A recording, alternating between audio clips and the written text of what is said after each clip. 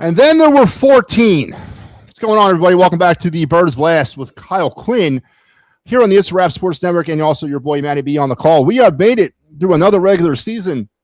Let's pour one out for the regular season, I guess. It's going way too fast these days. Another regular season in the books. But we got bigger fish to fry. Kyle, on this Thursday afternoon. Bring on them 49ers. Good afternoon, Kyle Quinn. How are you? Good afternoon, Matty B. It's good to be talking about playoff football yet again for, what is it, the fifth year in a row? Yeah, whatever. Okay. Yes, it is. 5 straight seasons. I think Nick Sirianni has never missed the playoffs. Yet, you know, for a guy with so much success, Kyle Quinn, why is the rumor of John Harbaugh being the next Philadelphia Eagle head coach seems so persistent these days? I don't think it has. I haven't heard anything like that. Maybe I just hear the voices in my head saying it. So, and that could probably be a lot. All right, Kyle. But before we do get on to the 49ers, I want to remind everybody here on the It's a Wrap Sports Network that you're at the beginning of our broadcast day that will see, before it is completed, just the Flyers Maple Leafs postgame. We are going to move the Gridiron Weekly to Sunday, and then I am not doing my show tonight. A last-minute scheduling problem has occurred. So, yeah, get all your It's a Wrap Sports fun in now while you can, because all you have to look forward to tonight, which probably will be a good show, the Clear the Ice post game. But Kyle, we're all going. Listen, I am going to talk about the final game of the year very briefly, because there were some things to be sort of seen. The way the kind of football gods worked it out. Again, Eagles, Commanders 425, Bears, Lions 425. So we're going at the same time. We're battling for a potential number 2. The Lions beat the Bears. Eagles then go out and lose to the Commanders. Tanner McKee and the rest of the reserves played the majority of the game. First, how did you evaluate Tanner in this game? I thought he played terribly. Yeah, I disagree. I mean, it felt to me like, and I'm assuming you'll ask me about the rest of the offense as a whole, the play calling, stuff like that. I thought it looked like Sirianni and Patullo were trying to prove a point. And, I mean, it depends on what you want to take from it, but I did think they were doing a lot of different things. Obviously, they went under center a lot. They were throwing over the middle of the field more. I just thought Tanner played poorly. I thought it was, once again, as we've said a lot of times this season, you and I have at least, that the quarterback play wasn't good enough. And, to be expected when you have a 6th-round pick like Tanner McKee, an unknown in the NFL, has not really seen too much meaningful NFL action. I didn't think he played well. I thought he missed a lot of open guys, whether he's not throwing it or he was just inaccurate. Tried to force that ball in the interception. I thought throwing 40 times, Tanner, I thought played pretty poorly. Yeah, 21 for 40, a touchdown to interception. He did throw for 241 yards, and he did throw mostly after Devontae Smith got his 1,000 yards. Congratulations, Devontae Smith, by the way, on a 1,000-yard season. But he was throwing primarily to the reserves and the backups. I disagree. I mean, I'm not technically speaking. You're right. It wasn't the cleanest game, but what I wanted to see, and as you mentioned, maybe they were trying to prove a point. I don't know what point that was, that they don't like Jalen Hurts or they don't trust Jalen Hurts. Yeah, the playbook was seemingly a little bit more freer, and there was a little bit more creativity, a little bit more old-fashioned quarterback stuff happening with the Eagles. And he did throw for close to 300 yards. So, listen, first start of his career, correct? I mean, that was really his first start ever. No. No. Last year against the Giants, he came in. He played later on. He played the full game against Dallas. Wait, when was this? Last year? Last season, yeah. I don't remember that. He played really well in that game. Second start of his career, same context, different animal. I didn't see, honestly, what I saw from Tanner McKee on Sunday. I thought he would thrive with the first team if he happened to be under center. Maybe. I mean, like, would it have been a different story had all the starters been out there? Probably, right? But they weren't. I'm just looking at it from what happened in the game. I thought he was. I didn't think he played well at all. I just don't. I mean, you can say it's because they had backups in, or whatever. But I thought the primary reason. Well, really, they decided they didn't care about the game, so they lost the game by playing all the backups, right? So that's that. But I thought, really, if you want to get into the actual game from minute 0 to 60, I thought the primary reason that they didn't win was because the quarterback didn't play well. Yeah, they did lose 24-17, 11-6 on the season. I had them at 10-7 to start things out, so I feel pretty good. What you have, 12-5, I believe it was, Kyle? I think so, something like that. So we were pretty much in the ballpark, and I'll give us a pat on the back. Trust me, as we get to the end of all this and we start reviewing some of our beginning season picks, we're going to need all the pats on the back that we're going to get here because it did not work out well for either one of us. Picking these division winners, these last place teams, it was a disaster. It was a weird year. Absolutely a weird year. 11-6 on the season.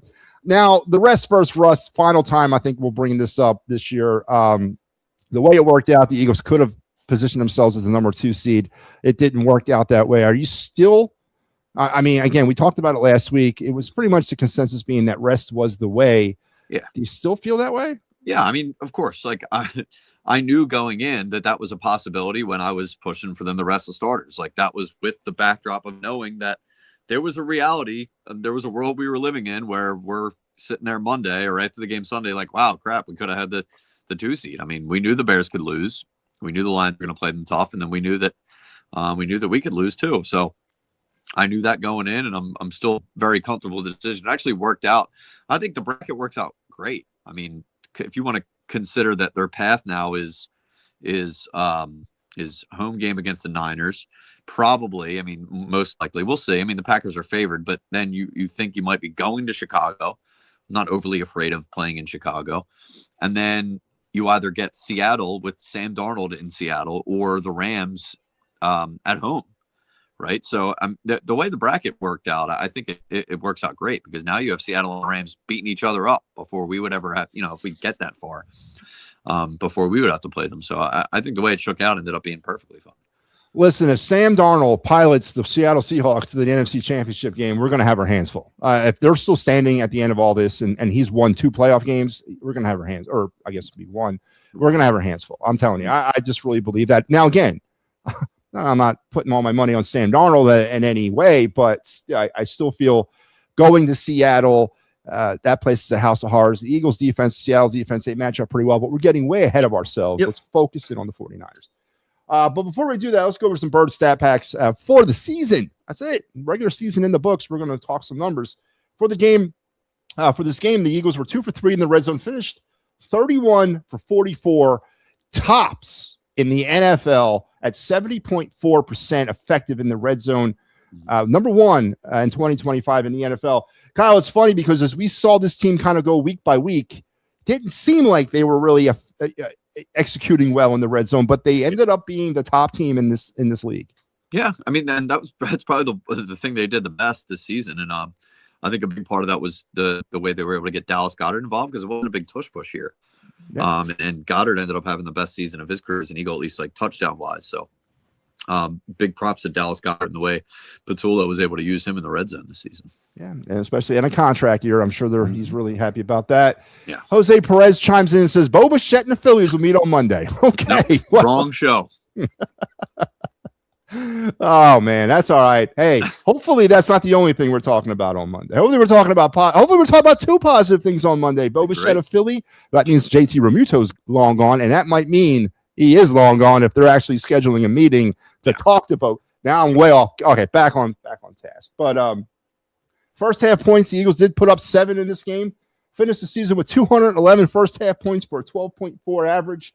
Second half points, they put up 10, finishing the season with 170 points, a measly 10-point per half average.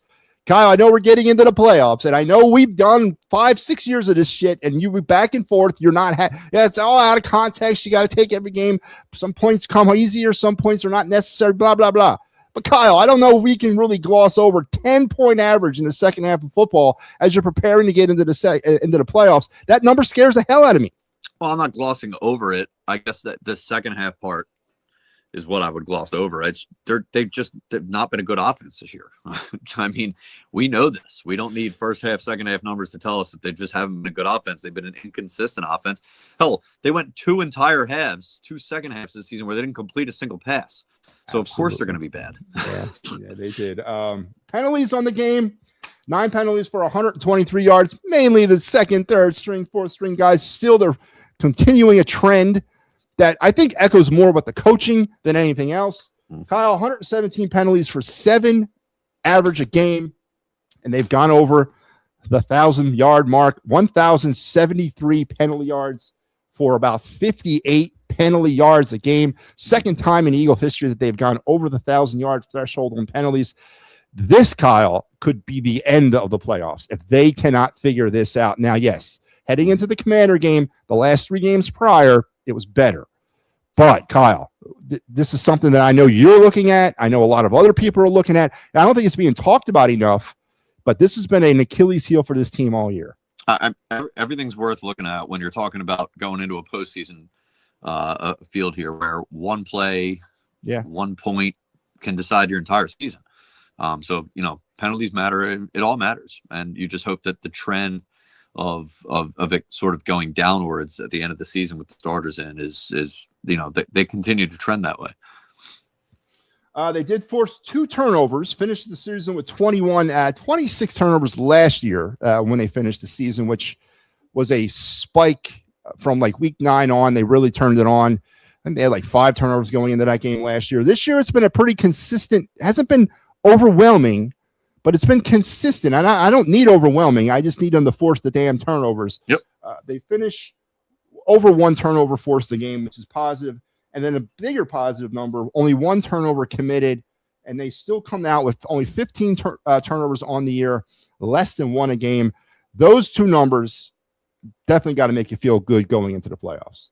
Yeah, I mean, again, it's one of those things where, we've yelled and complained all season about how they're too conservative, stuff like that. And I had said, if they want to open it up a little bit, I'm okay with a turnover. As long as as long as you make sure it doesn't kill you, but in the playoffs it can kill you. So, that's one of those things where you do probably want to dial it back a little bit. So, they did let Tanner get sacked 3 times. McKee was kind of open season back there. 35 sacks on the season, 169 yards, 2 sacks a game. It's funny. This team cannot run block worth a damn, and even with Jalen Hurts holding on to the football, they are still in the top tier of NFL teams when it comes to protecting the quarterback. Yeah. Which really again confuses things about the overall problem with the offense this year is what is the problem here? Because they're still pass protecting well above average. Yeah. All season they've been a pretty good pass protecting unit. It's always been the run blocking thing that I think's been the issue. And I guess to Hurts' credit, he hasn't been sacked a ton this season. And I think a lot of that has to do with I think a lot of these plays you're seeing end with him throwing it away, throwing it out of bounds, which is good. I mean, it's better than a backbreaking sack. But you're right. It is interesting to see that number go down, but the offense still not really get any better. They did not get to Josh Johnson. I don't know, Mark Rippon, Doug Williams, Joe Theismann, whoever the hell else was playing for the Commanders on Sunday for any sacks. 42 for the defense on the year. That's 2.5 a game. That's really good. They definitely amped this up. Early in the season, they got the pressure, but they weren't getting the sacks. They remedied that by the middle point of the year, and it's been open season ever since. And as we get into this playoffs, especially with our first opponent, whose offensive line, again, they're calling me to come in and try out for the left guard position. They are so thin, the 49ers are on offense. You would imagine, even though he doesn't blitz much, but Uncle Vic is going to send them in this game. He should. I mean, I don't know if he's going to need to get creative with the blitzing and stuff. I think there's a lot of good reason to feel good about the defensive line heading into the postseason. I mean, Jalix Hunt's sort of on that same trajectory Nolan Smith was at the end of last season, where he just gets better and better every week. I mean, he's the first Eagle, I think, ever to lead the team in both sacks and interceptions in a season, which is great. I mean, he's a former safety. And that's really shown for him this season, but he's been awesome. Jordan Davis having the best season of his career. You think Jalen Carter's coming back. He had a great game against Buffalo last time we saw him. And Jalen Phillips, of course, has added that other element to the other side there with Jalix Hunt. So I think a lot of good reason to feel good about the defensive line. And on the final 4th down efficiency of the season, Eagles were over 3. Did not convert any 4th downs. 11 for 21 on the year. Lowest numbers that I've seen of this stat for a couple years. Only 52% effective on 4th down. As Kyle has said multiple times, death to the tush push. It might. Obviously, they're probably going to outlaw it anyway. But are the Eagles just getting a head start on that? Yeah, I don't even know if they are anymore. It's not like it feels like it's sort of faded into obscurity. Just for whatever reason, we're not using it. Nobody's really talked about it a lot at all since the beginning of the year when we were using it. It felt like every single game, every single play. But I don't know, for whatever reason we've gone away from it, and it's sort of I don't know if it gets put on the table again. And it's going to be interesting what they do this winter with it, and if it does survive another year. I mean, you're right. It looks like the Eagles have kind of gravitated away from it, and I don't know. I mean, have you noticed it though? I mean, the thing is, this team hasn't really been in too many 4th and short situations this year. It's been indicative of the offensive play. No, but they've been in 3rd and short. They've been in 3rd and 2, which is that's a spot last season where you run the tush push twice. I mean, they've been. I don't know. Just I felt like they've had a lot of opportunities to use it. And they just haven't. All right, and on this game, Kyle Quinn, he went with the Eagles to win this football game. He was wrong. I did go with the Washington Commanders, and I come out on the winning side. Again, I'm going to pat myself on the back because I wasn't too accurate with that this year. I finished the season 6-11. Kyle 8-9. So we're both under 500. But you know what? You were obviously closer. I had you had Tanner McKee as your game MVP. I had Scary Terry. I'm okay with giving it to Jalen Hunt, even though they lost. Yeah, sure, fine. I mean, that game's just so whatever. Who cares? Yeah, absolutely. It is so whatever. But so we'll give it to Jalen Hunt. So that means on the season, I was 1 for 16 picking the game MVPs, and Kyle was 2 for 15. We got to work on that, Kyle. We got to step that up next year. Got you beat though. Yeah. Okay. Really, Kyle? You're going to put your 2 and 15 against my 1 and 16? Yes, I am. Okay. I guess you're right. I'd be picking higher in the draft than you. That's right. 2 is better than 1. Okay. All right. Let's turn the page to why we really are here, and that is the battle. The actual defense of the Super Bowl is now on officially, as the Eagles will enter the wild card against the number 6 seeded San Francisco 49ers. The Eagles are the 3. It'll be in Philly on Sunday, and the Gridiron database is reporting now. This has not been verified, but the Gridiron database is reporting that the Eagles are going to go in their green tops, their white bottoms. San Fran going in their Wentz whites, which I don't think they're going to wear those, but that is what the Gridiron database is reporting. You'll see that when it happens. Weather for Sunday. A mild day, close to 50 degrees in Philadelphia. Weather probably will not be a factor. How do you feel about that, Kyle? Is that West Coast, East Coast thing? Weather, is that, I guess if it was 50 degrees in Chicago, that'd be a different story. But yeah, are you mad about this, that the weather's going to be nice? No, for some reason, I don't think Hurts has a great history of playing in very cold weather. So maybe that's okay. Very good point. Would you like it better if a West Coast team was coming in playing a real cold game? Sure. Brock Purdy also famously not very good with the weather. I do think, however, by kickoff and through the game, it'll be dropping and the wind will start picking up a little bit. So we'll have that. I'm assuming when we're in the meat of the game, it'll be mid-30s with some pretty decent winds. So. Now, either way, though, it's not the snow of the Rams game last year. It's not you can see your breath. And again, we have hopefully multiple rounds of playoffs to go here, but I'm okay. And especially if you're going to go to that game. Well, I don't know. With playoff football, they can't feel what's happening in the weather. But all right, Kyle. Injury report as of yesterday. Before we dive into the injury report, a little bit of a contextual statement here. 49ers are beat the hell up. All right, Kyle Quinn. They are struggling to keep people upright. That defense is down to like nothing. They got problems all over the place. We're going to go over their injury report first because it's going to take them more time. Of course, the big news here: Trent Williams dealing with that hamstring problem. Obviously, San Francisco's best offensive lineman. He did not participate in practice as of yesterday. This is yesterday's injury report, not today's. He did practice today. He did practice today. So, Kyle, is it obviously a hamstring? There's no instant remedy to those injuries. He's probably going to have to deal with it. But if you're San Fran at this point, is a healthy 100%, or I should say a 60 or 70% Trent Williams better than a 0% Trent Williams? Yeah, I mean, yeah, of course. They need Trent Williams out there. Trent Williams is going to play. If Trent Williams doesn't play, then they're going to have to put like Big Al Zafiri out there at left tackle, and that's going to be a problem. Yeah, it's going to be I don't think Big Al can block Jalen Hunt. So no, I don't think Big Al could block me.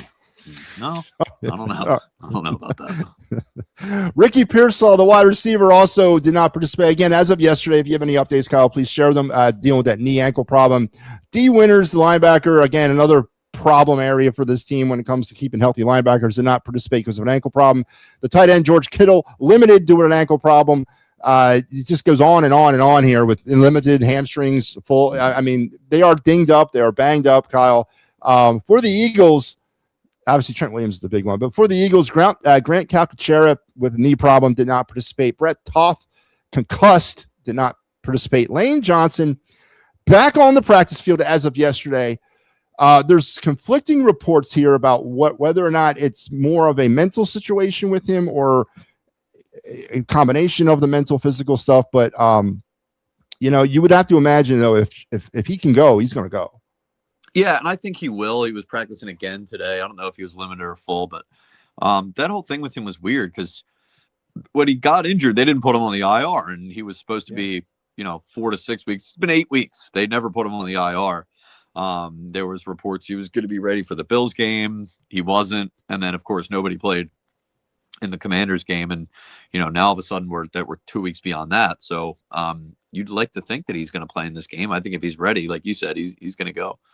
Now, with that being said, with the Shadow Fleet thing, are they trying to protect him from something? Do you think is it more than just a physical? No. Like I mentioned, I know there's some reports about him. He struggled with some of those things in the past. Do you think they're trying to sort of shell game it a little bit here? Well, I don't know, and I don't want to speculate on what's going on upstairs with the guy.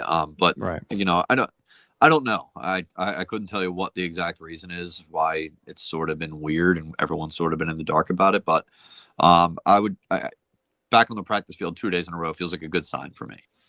It does. Jalen Carter with the hip was limited. Nakobe with the hamstring was limited. Dallas Goedert, knee limited. Epps, concussed, limited. Jalen Phillips, full participant with the ankle. And Aziz Ajari was a full participant with the hamstring. So boiling it down, 49ers are pretty clipped up.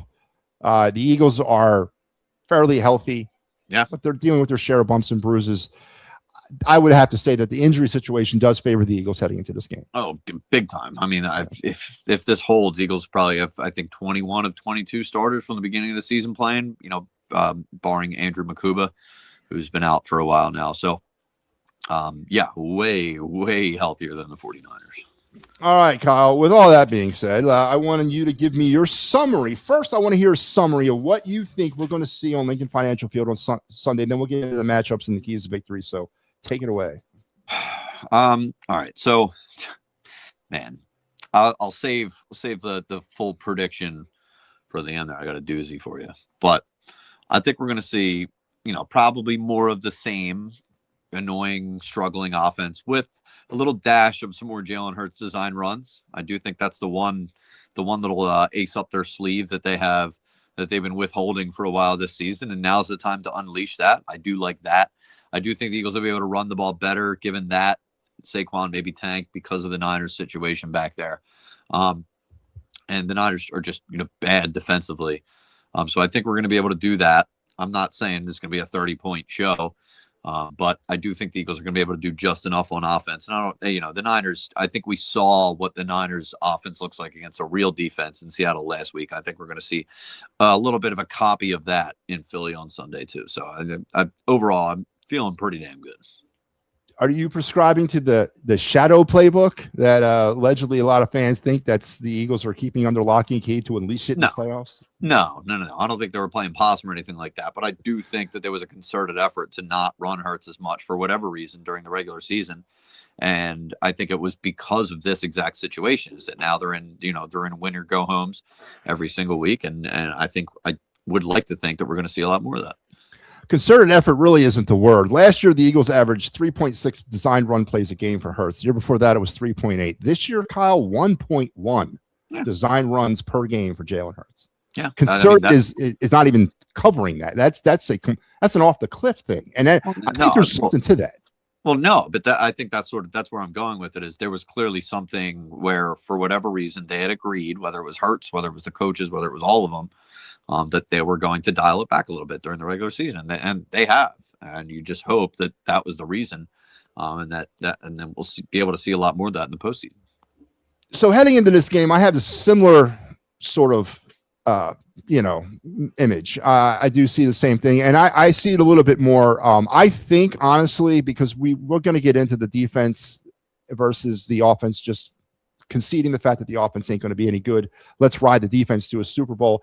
That strategy might work this week because the defense has had a week off for the most part. I don't think they can do that all the way.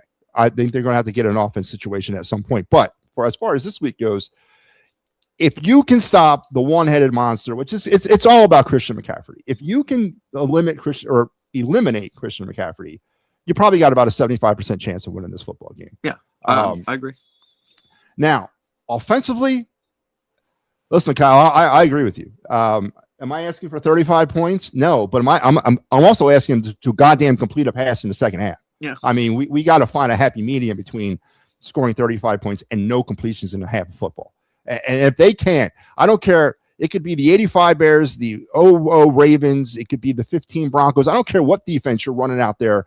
They're not going to make it. If you cannot give them something, I just don't think they're going to be able to ride the defense to a Super Bowl championship. But I do think they can ride the defense in this game. Yeah, I mean, look, we're talking about winning 4 games in a row here against playoff teams. You can get away with it once. You can get away with it maybe twice.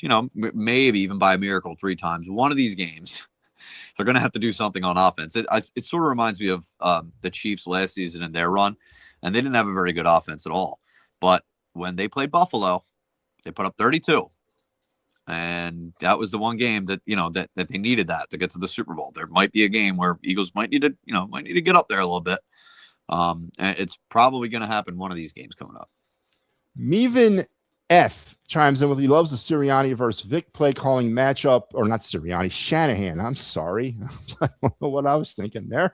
Hunt should have a field day getting to Purdy. We're going to get into our key matchups here in a second, and I definitely think that might be one of them. Thank you for joining the show, by the way. Please like, share, and subscribe on all of our platforms. We're trying to grow this thing from the ground up, and I've done a pretty damn good job in a year of doing that, but I need more help. All right, Kyle. Give me some key matchups. Give me 3 key matchups Sunday, Eagles 49ers. It was a nice lead in from Mevin there because he actually hit on 2 of them. The one is Vic Fangio versus Kyle Shanahan. That's great versus great. I mean, both guys have a ton of respect for each other. Kyle Shanahan, I think, has come out and said that he's tried to hire Fangio multiple times as a defensive coordinator in San Fran, which, man, that'd be a hell of a combo over there. Shanahan, great offensive designer, play caller. Vic Fangio, same exact thing, but for the defense, and that's going to be a battle of wits. Now, I mean, that's probably that's peak if you're like a football nerd type of matchup right there, like looking to see what those guys are doing. That chess match there, that's number one. The other one was the other one he mentioned there with I'll say Jalix Hunt versus a hobbled Trent Williams or whoever they're putting on that side. They need to be able to take advantage of that. So I'm going to be keeping an eye on that too. And then the other one is it's not quite the same level of Vic Fangio and Kyle Shanahan, but we'll say Kevin Patullo and our offensive coaching staff versus Robert Saleh and the 49ers defense. Now, Saleh, very good defensive coordinator, an excellent defensive coordinator. However, not really working with too much back there. I mean, their leading sack getter is Bryce Hoff, who hasn't had a sack in, I don't think, 8 games. The Niners have 29 sacks all season, which is like historically low. It's insane. So you have a great defensive coordinator with bad personnel versus, probably not a very good offensive coordinator, but with great personnel. So that's going to be a pretty interesting one too. Yeah, I'm going to kind of give you a similar, but a less, I guess, informed matchup. So I'm not going to get all nerdy like you two guys are doing. Maybe I'm not football versed as well, but I like Christian McCaffrey versus the Eagles linebackers. That's what they run McCaffrey out of the backfield. They run him in slot. They run him all over the place. He is Brock Purdy's safety net. If George Kittle's not available, he's always looking for McCaffrey. So can McCaffrey get out in space? And if he does, what kind of damage can the Eagles linebackers limit him to in that space? So that's going to be, for me, a very interesting, because honestly, as we said, you shut McCaffrey down, I don't think the 49ers can win this football game. And then also, again, Jalix Hunt, I'm going to get a little bit more broader than that. Yeah, Brock Purdy versus the Eagles front 4 and Vic Fangio and that scheme. The Eagles we've seen it time and time again. And there's one thing that I cannot sit here and gaslight anybody over is the fact that this defense, when called upon, has pressured the hell out of some of the best quarterbacks in the NFL today. I mean, we've watched it all season long, week after week after week, against Mahomes, against Goff, against Stafford. I mean, against them all, and they can do it. Obviously, they're going to have to do it again because I don't think Brock Purdy can withstand that pressure and keep him on his toes. And then the Eagles offensive as a unit versus the 49ers defense. We've talked negative, or not negative, but the defense of the 49ers is dinged up. The Eagles offense is the 22nd ranked offense in the NFL. They're banged up in other ways. So this is a negative force versus a negative force. Who comes out on top? I know a lot of people are already kind of leaning on the 49er defensive problems, like, oh, it should be no problem. Listen, we're not slinging the ball around either, and we haven't all year. No. So there is some sort of negativity versus negativity here. Yeah, sure. And I agree with you. The key is probably McCaffrey. I will say, watch out for Kyle Shanahan's not a dummy. He's going to want the weakness on the Eagles secondary. Yeah. Although I thought he's played better is cornerback too, the second corner. And Shanahan's going to try and find a way to exploit that with Purdy. I agree. All right, Kyle. Keys to Eagle victory on Sunday at 4:30 at the Link. Yep. I want this Eagles defense, the defensive line in particular, to be like cats and spend a lot of time on Brock Purdy's lap in this game. It reminds me a lot of the Jared Goff Lions matchup. The quarterback type is that they're both rhythm guys, timing guys. When Brock Purdy gets in rhythm, he can be tough, man. So get him out of rhythm. You need to be able to disrupt timing, make sure you're in his face all the time. He's pretty good playing out of structure, but you want that to be the case all night as opposed to him just standing in the pocket and ripping it, because that's going to be a long day if they do that. The second one, run the damn football. I don't care if you haven't been good at it all year. Run the damn football, whether it's with Saquon, whether it's with Tank. Those linebackers, Trent Williams is probably going to play, so Big Al's probably going to have to go kick out at linebacker for them. And then the other two linebackers are me and you. So it should be easy pickings if the Eagles want to take it versus that defensive line, which is soft, and then those linebackers who are even softer. So they should be able to pick that apart, and you would think the Eagles are going to be able to run the ball. And then the last one is do the little things right. Don't let the little things kill you. The Eagles, not insane with the turnovers and sort of creating turnovers like the Chicago Bears are, but they're a lot better than the 49ers. I mean, the Niners do not win the turnover battle very often, and somehow they have such a weird season where they've been injured in the toughest division in football. They don't create many turnovers, and they have a terrible defense, yet they were in position for the 1 seed last week.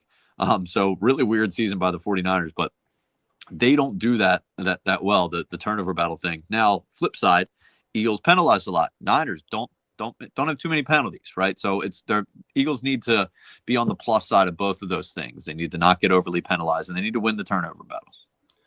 Yeah, I equate this to a lot like the MLB playoffs. I mean, most sane fan bases don't stand up and watch every single pitch of 162 games. A lot of the Phillies fan base does.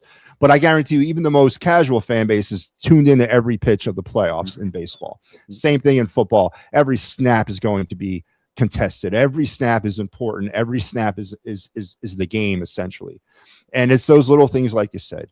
I know turnovers are one of them, but we can get even littler than that, and that's the pre-snap penalties, the penalties in general, the clock management. Can we get the ball snapped before 1 second, at least one time, or more than one time in a game? I mean, those are the kind of things to me that show preparedness. I mean, we know what we're doing here and whatnot, but I agree that's a huge one. That's actually my second key to victory.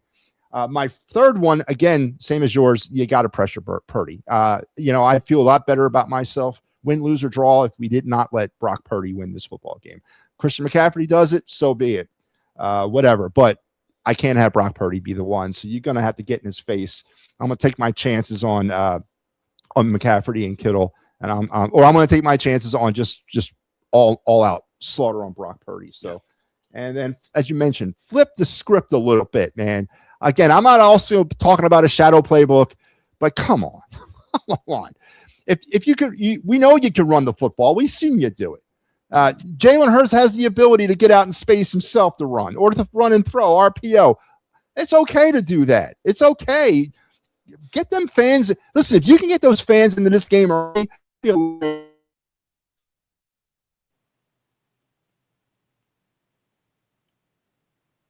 have you there? Yep. Sorry. Okay. No, it's all right, man. All right, Kyle. There we go. Let's take our amazing prediction abilities into the playoffs here. I need a winner, a score, and a game MVP. Yep, it's a new season. It's the postseason. I got a new haircut for it. We're gonna be better. We're gonna be better at predicting these things, Matt. Okay. All right. And I don't do this very often. I'm guaranteeing you an Eagles victory on Sunday. We're gonna win 24. I think 24 is the number. 17, and that 17 is gonna come in the fourth quarter, and we're already up 2 scores. And the Niners think, they have a little cute drive. I think they're in it, but 24-17. I think the Eagles go out there and show why they're the team that knows how to win. They just went on this run last season, and the 49ers are, they're still nipping at our heels a little bit. They're below us. They're beneath us. They're the 49ers. We're the Eagles. This is our era, and we're going to win Sunday. I don't know about all that. That seems a little bit more. Okay, and then who is your game in? Saquon Barkley. All right. So, new season. Again, Kyle on that new season motif. We're going to put all that stuff behind us. Saquon's going to come out and be reminiscent of the 2024 Barkley, right? Yep. All right, Kyle. Listen, I ain't gonna lie. I'm back and forth. I've been back and forth on this all week. I'm torn.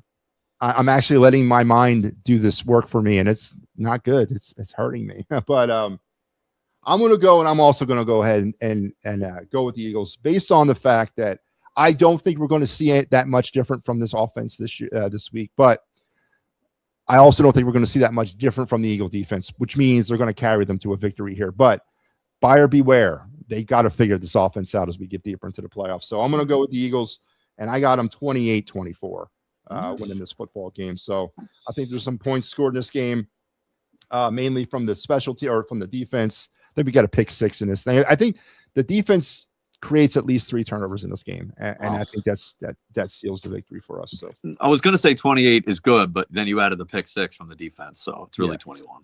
Yeah, okay. Well, that's what I'm saying. I'm not saying the offense is going to score 28 points. That'd be different. I feel pretty good about that. But all right, and my game MVP, give me DeJean. I'm going to go with Cooper. I like it. I'm going to go with Cooper DeJean. All right, Kyle. Let's see if we can get this thing back on track too. Question of the week time for those of you that are new to the program. This is the point where I ask one of you more. I try to pick his brain with as much as I can. And get him thinking. I don't know if this one's going to do it this week, but it's the best one I could have. If you were the defensive coordinator in this football game for the Eagles, and you can only limit one of them, you can only eliminate one of them, who would you go after? McCaffrey, Purdy, or Kittle? Go after as in I can negate. You can eliminate. You negate negate their performance in the game. Oh, it's Purdy. It's Brock Purdy. Okay. Yeah. Kyle's going Purdy there. I mean, look, and I know McCaffrey's probably their best player, but Purdy, since he came back, I mean, that offense has been rolling, save for that last game against Seattle. But I think what Seattle did in that game was neutralize Purdy. So I'll take that. Yeah. I got. Oh my God, yeah. Do you want to enlighten me on this? I didn't hear this. You want to tell the story here? Hugh was talking about this one time. He was in a meeting with, you're familiar with Eric Mangini? Yes, of course. Yeah, Hugh accidentally slipped and referred to him as Eric Mangina. Sure, we love that. and just like our buddy here, I lost it as well. All right. Well, I got to start listening. Listen, I used to be a WIP. I had a problem with it, actually. I was every show calling in. I got to get back into it a little bit more, but I got great banter. I got a question of the week for you, Matty B. Yeah, go ahead. All right. Should we as Eagles fans be rooting for the Bears to win or the Packers to win? Because here's the scenario. The Bears win, we go to Chicago, or the Packers win, we're at home, but it's against the Rams. Do you rather go on the road against a weaker opponent or at home versus a tougher opponent?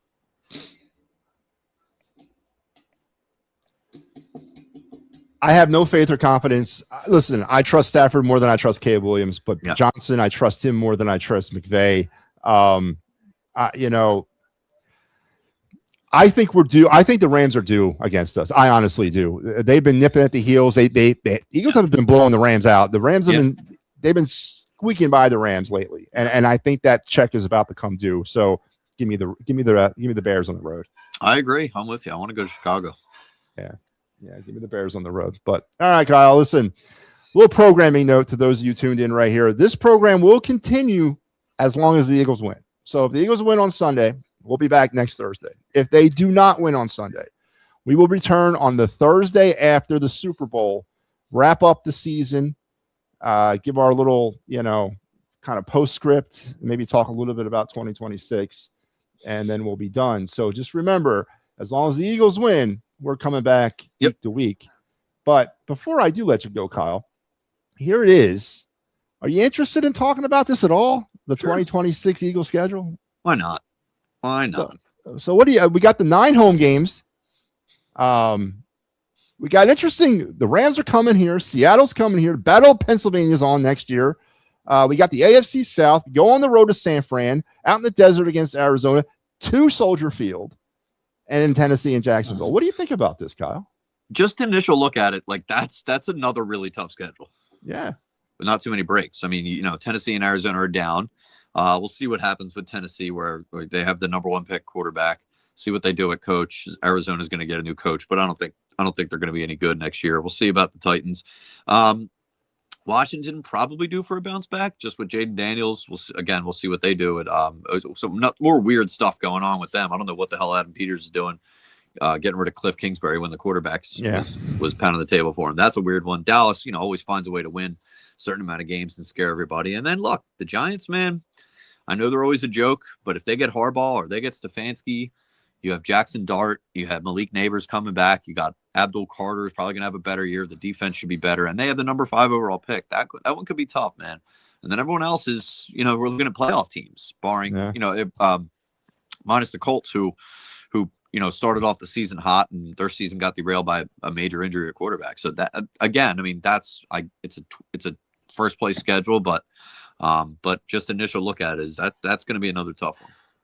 I agree, and I do like the one. I like the fact that we're not playing Tampa next year, and that was in part thanks to what happened on Sunday, because we got a break. Now, if they would have made the playoffs, we would have had Tampa here, but it was just good to take a break from Tampa for a year. Honestly, I like. You're right. It's going to be interesting how they sort of like set these games up. Like, how are they going to work in Arizona? How are they going to work in the 49ers? Is one of these games going to be international? Is the Bears game going to be out in November, or is it going to be in early October? Yeah. Some of those things that kind of factor in. As you mentioned, the bounce back thing. Is Indianapolis going to return to form under Danny Dimes? Are the Giants with Harbaugh, if that's where he goes? The Redskins, Commanders come back. Yep. Is Jacksonville for real? I mean, it's a 13-win team. So, you're right. It might not look to the casual fan as a tough schedule, but it really is. Well, we're looking at we're playing the NFC West, which is the best division in football. Yeah. And then we're playing the AFC South, which, Jacksonville and Houston, both playoff teams, maybe the best division in the AFC, maybe. And then Indianapolis, who almost made it. So those are 2 of the best divisions in football right now. Yeah. So unfortunately, it's going to be a lot. Well, hopefully we're not really getting into this for a few more weeks. And then after that, I hate the 5.5 month freaking off season. I really do. They got to do something about that. But all right, Kyle, before I let you go, where can they find you? Yep. So every day on the midday show, 10 to 2, 94.1 with Hugh and Joe producing that program. And then, of course, on Twitter @_Kyle_Quinn. And Matt, I will be seeing you next week because the Birds are getting a win. I think they are. Maybe next year the Eagles will be awarded back-to-back home games. LOL. They were awarded back-to-back home games this year. This is it. They played at home last week, and they're at home this week. So that's true. But I hear they awarded themselves the back-to-back home games. Here. Yeah, that's ridiculous that they didn't get back-to-back home games. That obviously, it's absolutely ridiculous. Yep. So hopefully that works itself out. But all right, Kyle, it's always a pleasure, my man, and we will be probably talking hopefully next week. As I said, if there's any round of the playoffs that I'm feeling pretty comfortable about, it's this one. All right. All right, Matty B. Good talking to you, buddy. Later, Go Birds. Go Birds. All right, Kyle Quinn. Always great to have Kyle on. I do feel comfortable about this week. I do. I absolutely do. But then again, I don't know if you should be listening to me say that. I'm not in on the Eagles, and I really, they lose, but I don't think they're going to lose this week. All right, before we say goodbye, we are going to do my pick'em segment here. First and foremost, let's review what I did last week, week 18. And an impossible week to pick games. Of course, we do this straight games. I don't play spreads or anything like that. I give you who I think is going to win. I was 10-6 last week, which was pretty impressive for week 18. For the season, 171 and 95. 171 and 95. One of the best years I've had in a long time in picking games week to week. So again, another pat on my back in this season when it comes to picking games. Here are my wild card picks this week. I do like the Eagles against the 49ers. Give me the Rams over the Carolina Panthers any day of the week and twice on Sunday. Also, I like Chicago over Green Bay. Buffalo and Jacksonville. I know the Jacksonville is sort of in that situation where they're, the new kids that have danced. I'm not buying the fact that Josh Allen is garbage. Buffalo wins this football game. Chargers in New England. I like New England on a Sunday night game. That's going to be a fun game to watch. I like the Patriots. And Houston versus Pittsburgh. Give me the Texans. I'm not a fan. I'm a fan of Aaron Rodgers, but I'm not a fan of Aaron Rodgers in his 40s. So give me Houston in this game. And there you have my picks. What's going on, man? My day is well. How are you doing, Jorge? It's good to see you. All right. So remember, everybody, Birds Blast will return next week if the Eagles win. If they do not win, we'll be back Thursday after the Super Bowl, and we'll review the season and go from there. Here on the It's a Wrap Sports Network, unfortunately, due to some programming, scheduling issues, the Gridiron Weekly Report will not be seen tonight. It will be seen on Sunday at noon, and my show tonight, The Final Word with Matty B, will also not be seen. So make sure you're back for post-game Flyers and Maple Leafs after the Flyer game. And then tomorrow, the Philly Friday Frenzy with Big Al. The best of the It's a Wrap Sports Network for the week on Saturday starting at 8 a.m. Post-game Flyers Lightning, that's me. I got that one. And then on Sunday, we do all this thing all over again. So until we speak again, you guys have a great rest of your afternoon. Make sure you're checking back here on the network and all the great, wonderful things we're doing. Take care.